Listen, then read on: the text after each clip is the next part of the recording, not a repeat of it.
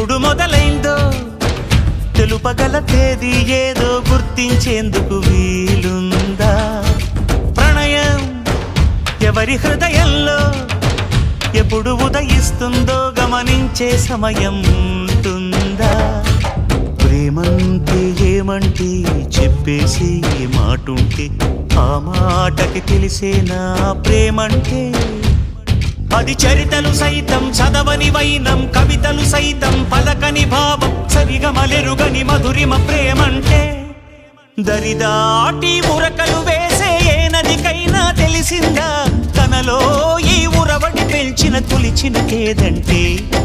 సిరిపై రై ఎగిరే వరకు చేనుకు మాత్రం తెలిసిందా తనలో కనిపించే కళలకు తొలి పిలిపేదంటే?